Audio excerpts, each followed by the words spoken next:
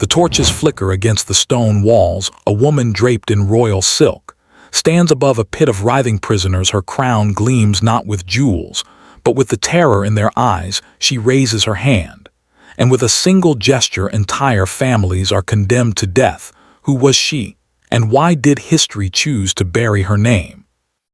Most people remember kings who ruled with brutality, yet some of the most merciless rulers were queens.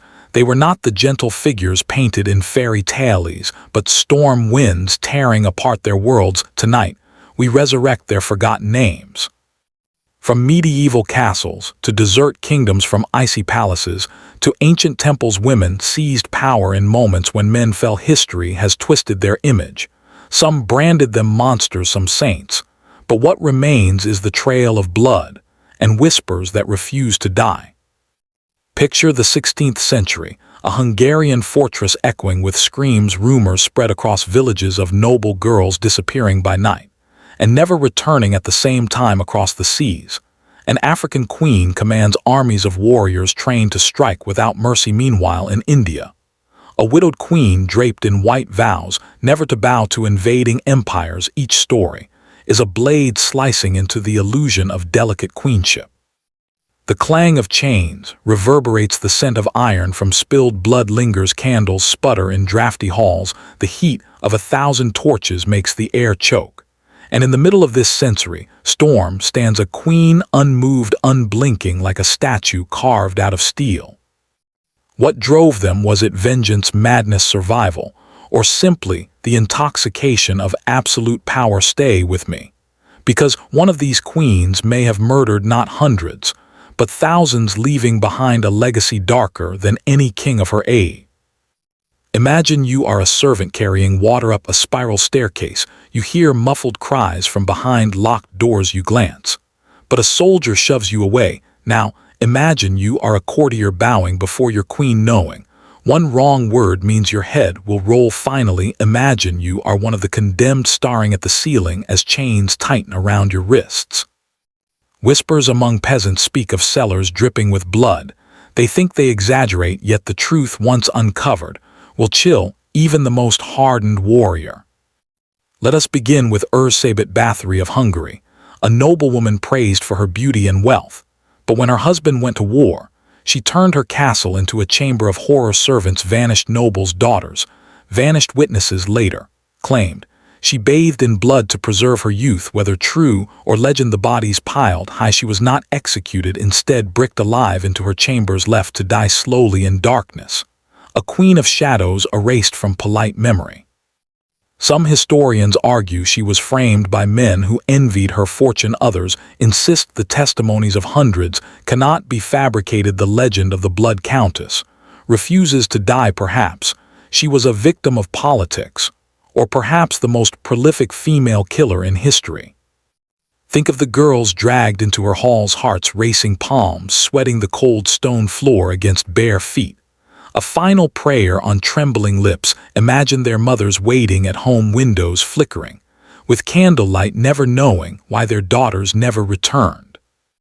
While peasants were terrorized elsewhere, noble families still dined with music and laughter. The contrast was obscene in glittering ballrooms. A toast was raised to beauty and power, while in dungeons screams rose louder than any violin. But Erzsébet was not the only iron-fisted queen. Another, far away across the desert sands, commanded an army so fierce men told stories of her wrath around campfires long after she was gone. This is Queen Ranavalona, the first of Madagascar. Rising from obscurity, she seized the throne through cunning and ruthlessness. Once crowned, she unleashed a reign that terrified even her own people. Picture the heat of the island sun, burning skin, drums pounding in the distance, the smell of sweat and dust. As soldiers march, villagers whisper in fear as the queen's messengers arrive. For Ranavalona was known for trials by ordeal, forcing suspects to drink poisoned water and leaving fate to decide. From her viewpoint, every betrayal was a threat to her crown. From the villagers' perspective, it was endless dread. The sound of footsteps at night could mean arrest. Families prayed their names would not be whispered at court. Even foreign visitors recorded her cruelty. They saw mountains littered with skulls, a silent warning to those who challenged her. When European empires tried to invade, she crushed them. Her brutality preserved her nation's independence, while others fell her people suffered. But Madagascar remained sovereign under her iron fist, a paradox of liberation through terror. Some stories say she killed over 100,000 in her reign. Others argue numbers were inflated by enemies. Yet the image endures of a queen feared more than foreign armies. Imagine a child hiding behind their mother as soldiers demand men for forced labor. Imagine the silence of fathers who never came home. Imagine the pride yet terror of a people who realized only fear could keep them free. While European queens were painted in lace, Ranavalona stood barefoot on stone with warriors behind her. Her rule was survival carved with blood, not diplomacy sealed with ink. But let us move to another land, India, a queen widowed before she was 30, yet instead of fatting, she became a warrior who defied an empire. Her name was Rani Durgavati. She ruled the Gand kingdom when the Mughals advanced. She mounted her elephant leading armies herself, her eyes burned with resolve. Every clash of steel was her voice saying she would never surrender. The dust of the battlefield stings the eyes, the clash of swords fills the ears, the smell of gunpowder spreads thick, horses neigh in terror, drums thunder as she rides into the storm.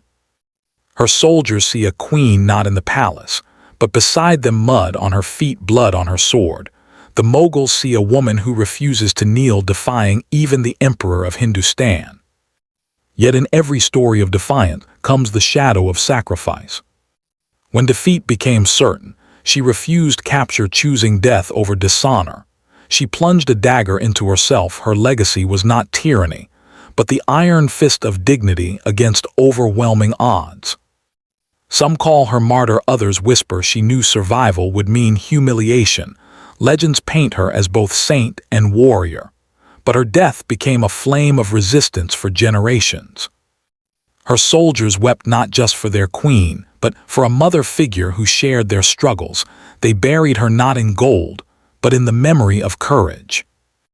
While elsewhere queens ruled through cruelty, here iron came through honor. The contrast shows power takes many forms, terror or sacrifice, yet both carve their names in stone. But what of Europe again, where thrones changed hands with daggers in the dark? There we find Queen Isabella of Castile, often see. Liberated, yet behind her crown lay decisions that reshaped the world with ruthless precision. Together with Ferdinand, she unified Spain, yet her iron hand was not seen only in courtly politics. It was in the fires of the Inquisition and the expulsion of thousands who refused her faith. The crackle of burning, with the cries of prisoners, the scent of smoke stinging the throat, the cold silence of towns, emptied overnight families, dragging carts, leaving behind centuries of home. To her supporters, she was the savior of Christian Spain. To her victims, she was a queen who crushed entire cultures beneath her vision to the world. She was the monarch who sent Columbus across the seas, reshaping the planet itself. Her reign was not just about conquest of land, but of souls. The iron fist wrapped itself not around a sword, but around belief. The discovery of the New World came from her decree, yet that single decision unleashed centuries of colonization, death, and transformation. She became mother of an empire, but also the shadow behind millions of tragedies. Some praise her as saint, others curse her name as destroyer of worlds. Theories debate whether her vision was divine destiny or sheer political ruthlessness. Imagine a Jewish family torn from their home, tears falling on the floorboards.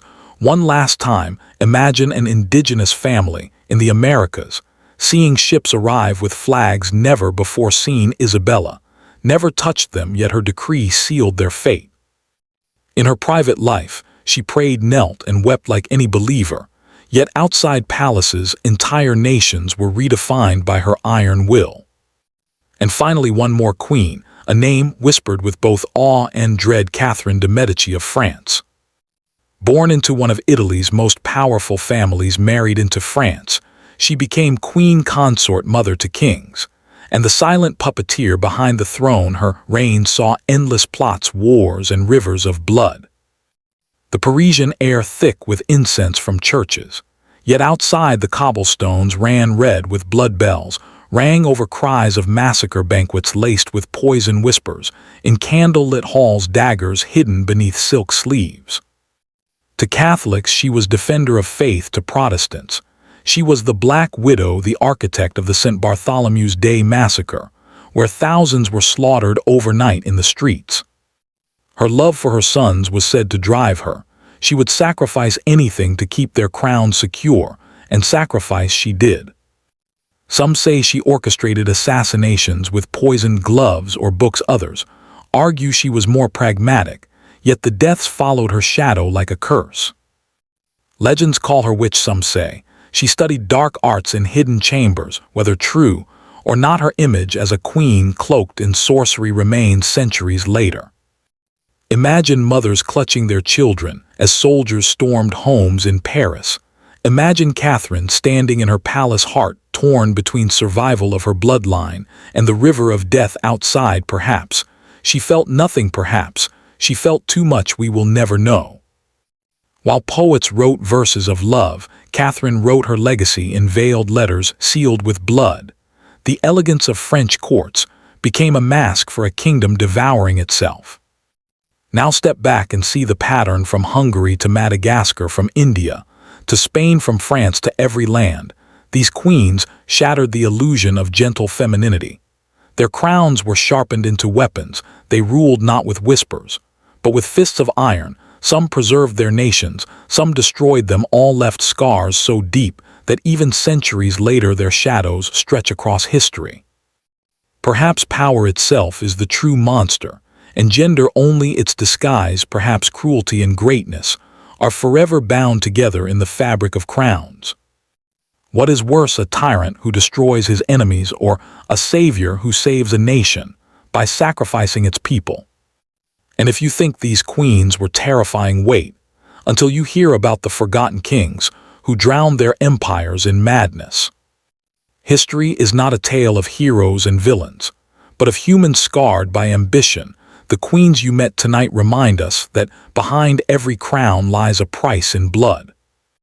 If this story shook you, share it with someone who still believes history was ruled only by noble kings. Leave a comment telling me which queen shocked you most. And do not forget to like and subscribe, so you never miss the next shadow pulled from history.